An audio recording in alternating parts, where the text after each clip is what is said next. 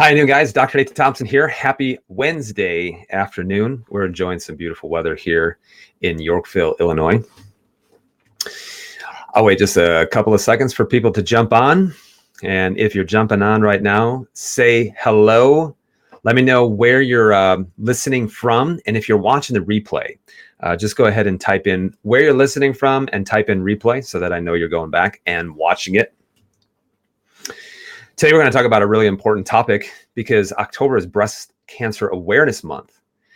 And even though we have more awareness about breast cancer than ever before, you're not seeing a change in the number of people that are getting diagnosed. So you're not seeing a decrease in that, and you're also not seeing a decrease in the overall mortality numbers either. Actually, let me take that back. We have, but there is a very specific reason, and it has nothing to do with the treatment of the cancer. It has to do with what we're doing, how we're not interfering with women that's causing a decrease over the last couple of years with breast cancer. So I'm going to talk about that in a second, but a couple people asked me, and if you went back and you watched the live that I did, I think it was last week, about it talked about the disagreement that my wife and I had about the door. So when you're done with this video, if you didn't watch that, go back and watch the live video that I did about the door. Just to keep a long story short, I lost the argument. Not the argument, the disagreement. So we are going to be getting a door. In fact, I had a patient today said, so who won the argument, your wife or you? And I said, no one won, no one lost. I just know when to walk away. So we agreed to it. But also sometimes I know that if I can agree to something, that also means that I'm going to get something down the road, right? So anyway, make sure you go back and watch that video about the door, because there's a really important health parallel that I make with a brand new door on the front of your house. So anyway, let's talk about breast cancer awareness. So October is breast cancer awareness. So it's one of the, probably if someone says, what is October? People are going to say October, Breast Cancer Awareness Month. So I want to give you my insight today on this, the idea between early detection, right? So everyone is chiming in saying that the best form of early detection is actually mammograms. So let's settle this debate by giving you my input and opinion in regards to my take on mammograms, whether they're effective, and whether you should get thermography, or I'm actually going to say something that's even better. Make sense? All right. So I want to ask you a question as we start off, right? Because when you say the big C word, cancer, it strikes fear in everybody. And I've dealt with it in my family. I'm sure that you have dealt with it in yours. Maybe you've actually have dealt with a cancer diagnosis. It's a diagnosis that no one wants to get because of just the amount of fear that we have when we have gotten that cancer diagnosis, or a family member or a friend has gotten that cancer diagnosis. And by the way, you're seeing more and more cancers that are taking place, not only in women. You're seeing more hormone-based cancers. You're seeing in men, you're seeing more colon cancers, and you're even seeing more cancers in children. And there's got to be a reason why. So, Breast Cancer Awareness Month. So everyone says the debate is should I get a mammogram? Okay. So should I get a mammogram? Before I say that, I want to give you a scenario. Okay. Now watch. Let's say that you have breast cancer. All right. When would you want to know that you have breast cancer? So let me give you a scenario. All right. Let's say that you have a breast tumor and it's about this big. It's about this big in diameter. If you have a breast cancer tumor that's big, you're going to feel it. Okay. So palpation, doing a self breast exam, you're definitely going to feel it. Now, if this cancer, breast cancer, is this big, would you do something about it? The answer is yes. Now, what if you had a breast tumor that was the size of the tip of this pen? So it was that big. So if you had a breast tumor that was that big, let me ask you a question. Would you do something about it? The answer probably is absolutely yes. All right, so let's take it a step further. What if you could detect physiological changes in breast tissue by actually looking at differences in vascularity or blood flow and heat in that area, to where you actually couldn't feel or couldn't actually see the tumor, but you could see changes in the physiology around the breast that was going to lead to breast cancer down the road. Now, here's my question. If you were able to detect that, would you do something about it? The answer is yes, you would. Now, let me take that a step further. What if there was no breast tumor? What if there was no changes in the breast physiology and the inflammatory levels and in the amount of vascularity, the amount of heat distribution going on in the breast? What if none of that was happening, but you could actually measure changes in hormones, specifically estrogens, that would lead you down a very bad path that would damage the DNA within the breast tissue and cause a breast tumor 15 or 20 years or 25 years down the road? Would you do something about it? And I'm guessing the answer is yes. So here's the age-old debate. Should I get a mammogram? Is there anything that's better than that? And I'm going to tell you, yes. Here's my take on mammograms. And here's a problem with this. This is actually backed up by research. And if you look at a lot of the research in the Netherlands, you look at the research in Sweden, they don't have the financial ties that medicine does in the United States to pharmaceutical industries and things like that. So I was reading this, and I've read this in the past, and I've read a lot of this over the last 7 or 8 years, because the consensus with those countries is that they say mammograms, they aren't worth it at all. And in fact, I'm going to actually show you this. So this actually comes from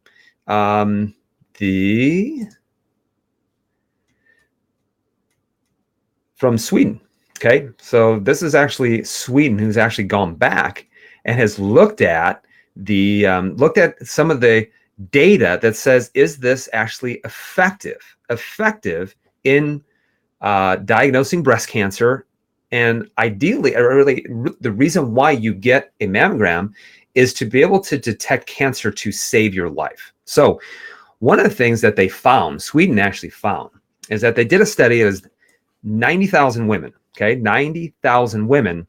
And one of the things that they found by following these 90,000 women is that they said their conclusion was that mammograms have absolutely no impact on breast cancer mortality. Okay, so that's what they found. Now, the thing is that they're going to say that breast cancer saves lives, and the only thing that it does is that it's detection of a disease that is already there. Now, here's what they found, is they found that for every breast cancer death that is prevented, which is about 1 in 10,000 mammograms, for every breast cancer death prevented, they actually found this, that 490 to 670 women are likely to have a false positive mammogram, that 70 to 100 for one woman that gets a mammogram that has a death that's prevented, 70 to 100 of them are forced to undergo an unnecessary biopsy, and 3 to 14 women have an overdiagnosed breast cancer that would have never become clinically apparent and present absolutely no danger whatsoever. So that's a pretty profound study when you look at this. So what they're actually said is that it's the risk associated with mammography are far greater than any kind of life-saving effort that mammograms have afforded. Not only that, but it's causing an overdiagnosis of things that of tissues that would have never turned cancerous in the first place. Now, a lot of you may ask right now, well, Dr. Thompson, what about the BRCA gene? What about the BRCA1, the BRCA2 gene? Here's the thing with this, is that those genes will never present themselves unless they have some kind of exposure to toxicity, toxic hormone levels, or radiation. And I want you to think what a mammogram actually is. A mammogram is radiation. So if you are carrying the BRCA gene, then it's sensitive to radiation. Well, what if you have that gene and you decide to radiate your breasts every year starting off at 40 years of age? You will receive enough radiation to actually cause the breast cancer. So think of this. At 40, you can see there's no cancer. 41, no cancer. 42, and so on and so on. But by the time you're 50 years of age, you've gotten enough radiation to cause a cancer. The mammography picks it up. But meanwhile, you're thankful that it caught the cancer. But maybe, just maybe, the radiation is what actually caused it. So mammography, is it all that it cracked up to be? The conclusion by Sweden is absolutely not. Now, there is another one that I want to show you too. And this actually comes from the British Medical Journal. This was done a few years back. I took a screenshot of it so that I can actually show it to you. So let's show you this one. So British Medical Journal, they found their results was that from 2010 to 2012, 52% of screen-detected cancers would be overdiagnosed. So literally half of all things that they diagnosed as cancers were actually not cancers, but they were changes in tissue that the body would have taken care of by itself. Their conclusion was that mammography screening programs have little impact on the burden of advanced breast cancers, which suggests a marginal effect on breast cancer mortality. About half of screen-detected breast cancers would represent overdiagnosis.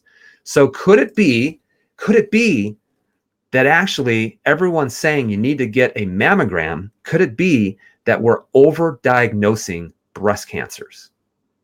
And that there is a lot of unnecessary treatments that are causing billions and billions of dollars every single year.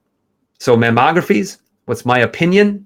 My opinion is no, that mammographies provide no benefit whatsoever. All right, Dr. Nate, it begs the question, well, what do I need to do then? What do I need to do? Because I don't want to wait until I have breast cancer. Is there any other diagnostic testing that would be better? My answer is yes, there is. So from mammograms, let's actually move on to the next one. So the next best thing, or the next thing instead of mammography that I would recommend, especially if you're worried about physiological changes taking place in breast cancer or breast tissue, is I would say breast thermography. So basically breast thermography is this. Thermo means heat. And when you have a special camera, a thermographic camera that can detect changes on the surface of the skin, and it can detect changes in physiology and blood flow that's going to cause an increase in heat distribution. Listen, pathology, inflammation, things like that are going to produce more heat. So let me just show you what a breast thermography actually looks like. So a breast thermography is going to look like this.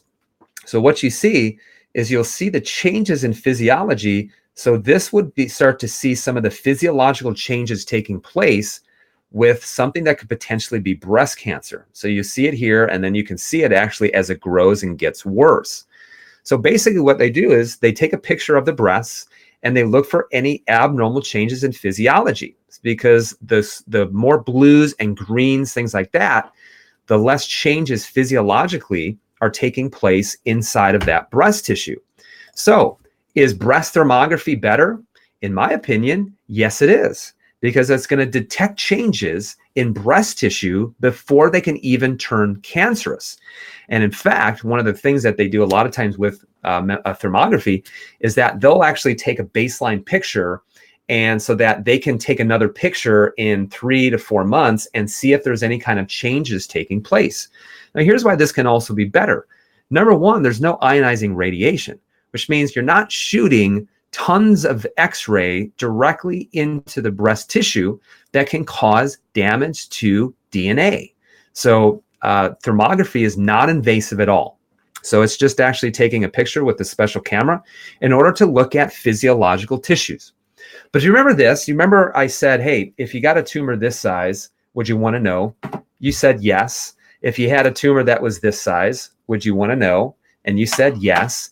And if you had a tumor that was even before cancer and it looked like this, would you want to know? And you said yes. But here's something that I'm going to talk about that's even more important than thermography. Because listen, when they say early detection, detecting breast cancer on mammography is not early detection. See, early detection should not mean early detection of cancer that's already there. So would you rather detect cancer when it's already there, or would you rather detect you have the physiology that can lead towards cancer instead, and then be able to nip it in the bud long before it ever turns into some kind of cancer diagnosis? So I'm going to show you something that's going to be even better than thermography. And let me show you this. So what would be better than actually thermography would be to do this. Here's what you do instead. What you do instead is any time that you have a cancer that's very specific to hormones, whether it's uterine cancer, whether it's breast cancer, whether it's some kind of testicular cancer, prostate cancer, for example.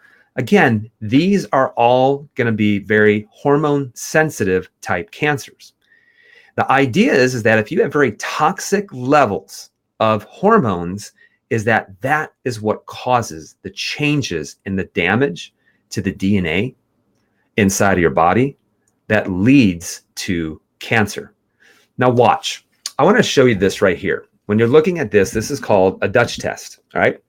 So this Dutch test that we're showing is called a dried urine total comprehensive hormone, and it's measuring this woman's hormones, looking at all of the entire sex steroid hormones from basically start all the way to the finish. You can actually measure your hormones and see exactly if you're producing too high, too low, or specific toxic levels of hormones. Now, this is actually a woman who had advanced breast cancer. She was only in her 30s and had advanced breast cancer, and it actually metastasized actually to the bones. But here's what's interesting is when we measured her estrogens, for example, and you're going to see these estrogens right in through here. And when you're measuring these estrogens, you're going to notice that she's very low in all of these estrogens. Well, here's the reason why. The reason why is she underwent had breast cancer and underwent chemotherapy and did radiation. They actually removed both breasts. And then after that, their treatment after that is to give her basically what's known as an aromatase inhibitor, which means it's going to actually strip the body of estrogens, number one. And then number two, gave her a medication to shut down her ovaries. So basically at about, in her early 30s, they chemically induced what is known as menopause. So they wanted her to stop producing any kind of estrogens whatsoever from the ovaries. And you say, well, Dr. Nate, she's still producing a little bit of estrogen. Where's she producing that from? Well, after menopause, you actually do produce some estrogens and progesterone from your adrenal glands. So this is why after menopause, why it is so important to have great healthy adrenal gland function after menopause so that you can still make these healthy levels of hormones. But basically what they did is they chemically induced menopause in her and shut down her ovaries. Here's what's really interesting about this. So we can see that she's got super low levels of these hormones because chemically they've induced that. However, when you look at these and you compare how she's producing these different estrogens, the body should be converting most of these estrogens down this pathway to get removed by the liver, okay? And you can see that she's removing a lot of her estrogens, and that has to do with the medications that she's on. However, when you look at this one right here, and I want you to pay attention to this hormone. This is called 4-hydroxyestrone. And this is actually the most damaging estrogen inside of the body, that when you have high amounts of this, if your body is not removing this, is what can bind and damage to the DNA. And this is what makes you more susceptible to breast cancer. So if you look at her, how she's actually distributing this, even after she has a chemically induced menopause, normally you should only produce about 7.5 to 11%. And when you look at hers, you can see that that is almost triple, if not double. So she's producing 2 to 3 times more of these hormones that can actually lead to breast cancer. So let me ask you a question then. Remember how we asked you, say, if you would want to know if you're producing toxic levels of hormones that is going to lead to breast cancer, would you want to know that instead? And there is a test that can let you know that instead, and it's called the Dutch test, and it will measure your hormones. So when should women be getting a Dutch test to see if they're producing healthy levels of hormones? It's not when you're 50. It's not when you're 40. It's not when you're 30. It's not even when you're 20. When a woman should start measuring these hormones is when a young girl hits puberty and starts her cycle. That's when those things should be measured. Because what if you were measuring these hormones and making sure you were nipping any hormone problem in the bud before it ever turned into breast cancer and caused devastation, not only to the woman, but devastation to the whole entire family? Let me say that again. What if we were actually measuring hormones from the time that a young girl hit her cycle so that we could detect problems with her hormones before it ever turned into some kind of female-based cancer? Doesn't that make a lot more sense versus doing early detection of a cancer that's already there, or detection of changes in physiology in the breast tissue? What if we were able to detect changes in physiology in the hormones before it started creating massive damage and DNA damage inside of the body that's leading to breast cancer? I'm all for early detection, but my definition of early detection is a whole heck of a lot earlier than what we are offering to women as early detection with our healthcare system. So what do? You actually do a Dutch test and you look and see what kind of hormones that you're actually making. Well, Dr. Nate, if I'm making these hormones, what do I do? Well, it depends. Because here's the thing with hormones, is that hormones are not the problem. Hormones are a response to a trigger happening somewhere else inside the body. Where is the trigger happening? Is a trigger happening in the intestines? Is a trigger happening in the colon? Is a trigger happening in the liver? Is a trigger happening in your lifestyle? Our job is to find what's happening on a test and to start removing the triggers so that you can go back to how you're created to be. And that is normal, to have normal healthy hormones, to have normal healthy stress responses, to have normal healthy inflammatory levels. Our job is to be a crime scene investigator and to figure out why your hormones are going out of control. Now, does lifestyle play a big part of it? Absolutely. Absolutely. Does the things that you're putting on your skin play a role in it? Absolutely. Do your toxic levels of certain things play a role in it? Absolutely. Does your nutrition play a role in it? Absolutely. Absolutely it does.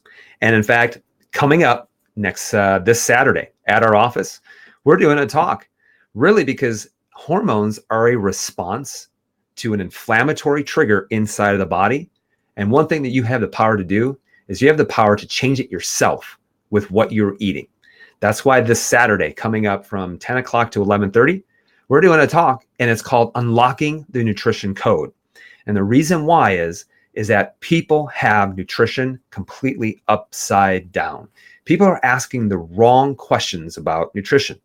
And if you've asked the question, what supplements am I supposed to take? Or how many carbohydrates and fats and proteins do I need to be taking? Or how many calories should I be consuming? Or if I just lose weight, then that's going to fix all of my problems. And if you have asked that question, you got it completely inverted, flipped upside down. and it's time to start thinking differently about nutrition. So the number one thing that I'm going to talk about nutrition is your nutrition should be non-inflammatory. That is the first thing. And I'm going to show you what you need to do to make sure that your nutrition is non-inflammatory so that it doesn't start causing problems with your hormones, with your recovery, with your performance, with your ability of the body to be able to heal and function the way that it's supposed to. Let me ask you a question. Are you coming? I hope you are. This is a great, great talk. It's taken over 3 months to develop this. I'm ready for it, and I hope you are too. So just remember this. Mammograms, Thermography, it's okay. But what you should be doing is measuring your hormones. You should be measuring your daughter's hormones, your granddaughter's hormones before it can cause damage and start to change the tissues within the breasts. Hey, if you got a question, make sure that you leave a comment. I'll make sure I respond to it. Make sure that you give me a like. And guys, please share this. Please share this with others, because hopefully giving you my opinion will help you change your opinion too about the idea behind mammographies, thermography, or measuring your hormones, because we don't need more awareness.